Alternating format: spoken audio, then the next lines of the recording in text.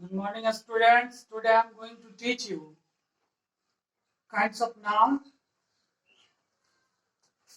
In my previous video, I have taught you about common noun and proper noun. Today I am going to tell you about material nouns. Material nouns. This chair is made of wood. My earrings are made of gold. This door is made of iron. The nouns wood, gold, and iron are the material from which things can be made. So, material nouns are the names of the materials or substance out of which things are made. तो यहाँ जो तीन उदाहरण दिए हुए हैं, जैसे this chair is made of wood में वुड, और my earrings are made of gold में गोल्ड, और this door is made of iron में आयरन, ये तीनों ही मटेरियल नाउन्स हैं।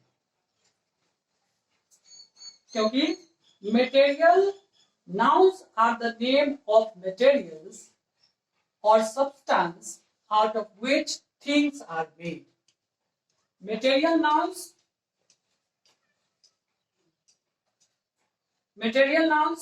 are the name of the materials, अर्थात material nouns वो मटेरियलों या सब्सटेंसों, उन मटेरियलों या सब्सटेंसों का नाम है जिससे चीजें, वस्तुएं बनाई जाती हैं। जैसे gold, iron, would, milk, salt, oil, etc. Remember that gold, iron, wood इत्यादि जो है ये सभी अनकाउंटेबल नाउन है, साथ ही साथ मटेरियल नाउन भी है। तो जो मटेरियल होता है, जो पदार्थ होता है जिससे चीजें, वस्तुएं बनाई जाती है, वो मटेरियल नाउन कहा जाता है, अर्थात मटेरियल नाउन द्रव्यवाचक संज्ञा। दूसरा है collective nouns. A group or a collection of people, animals and things is called a collective noun.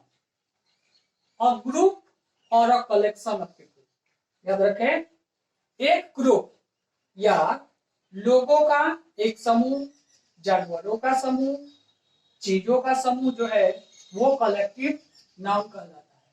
अर्थात किसी भी चीज का कलेक्शन, जैसे लोगों का, जानवरों का या चीजों का।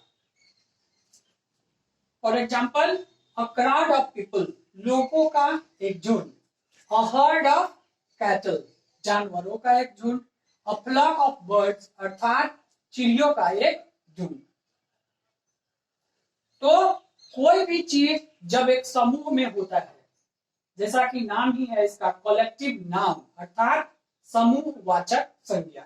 कोई भी चीज, जैसे कि लोगों का एक भीड़ होता है, वो किसी एक समूह में होते हैं, तो वह एक कलेक्टिव नाउन होता है।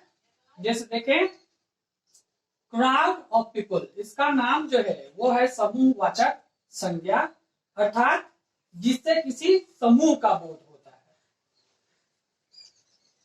Some more examples of collective nouns, चलिए हम और कुछ कलेक्टिव नाउन्स के उदाहरण देखते हैं।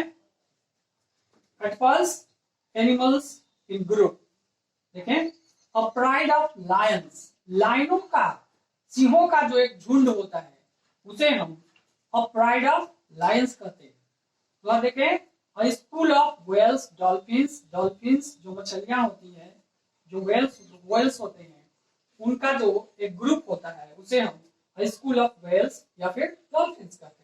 उसी तरह a swarm of bees या इंसेक्ट्स होता है, a nest of ants, mice या rabbits होता है, a shoal of fish होता है।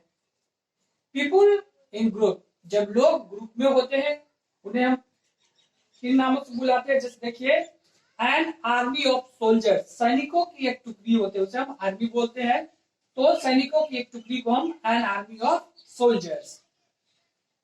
अ बैंड ऑफ म्यूजिशियंस अर्थात संगीतकारों का एक दल, जो 10 या 5-7 जो भी म्यूजिशियन का एक ग्रुप होता है उसे हम अ बैंड ऑफ म्यूजिशियंस कहते हैं।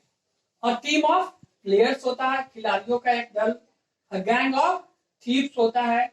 स्टाफ ऑफ टीचर्स होता है।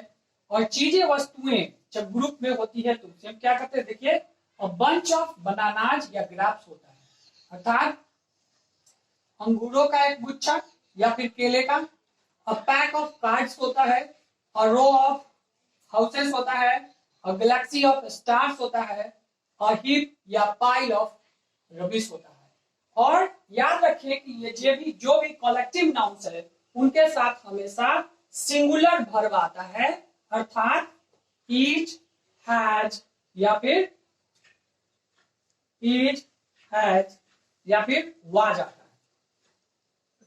I hope that you all have understood it very well. Thank you. Have a nice day.